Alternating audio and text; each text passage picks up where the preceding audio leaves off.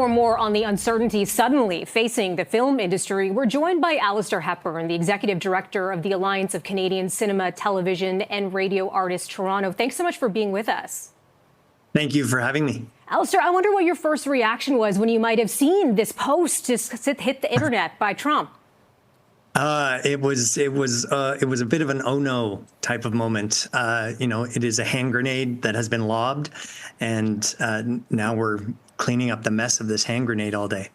Okay, so nothing is definitive, nothing is set, but what is the plan should this move forward? This is a big deal, right? The industry in Ontario is worth about $3 billion. About 55 to 60% of that comes from service-based production, so mostly U.S. studios. So a $1.5 to $2 billion economic hit, 45,000 full-time equivalent jobs, on a precipice.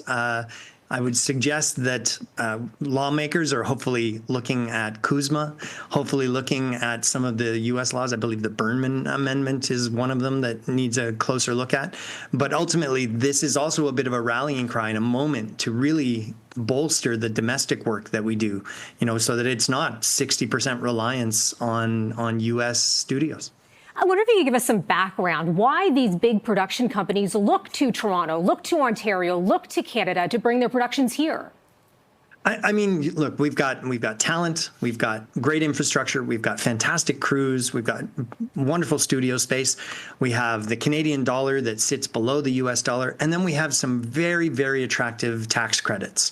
All of that mixed up in one big pot makes for a very attractive place to film, to come, short flight away for most studios to be able to get here.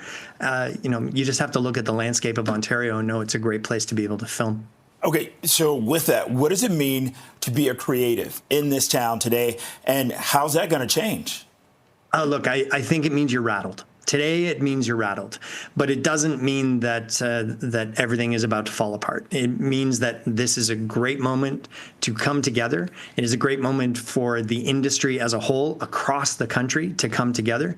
And it's a great moment for Prime Minister Carney, who's supposed to be in Washington tomorrow, to have this conversation, to talk about the global marketplace, the global industry that is film and television.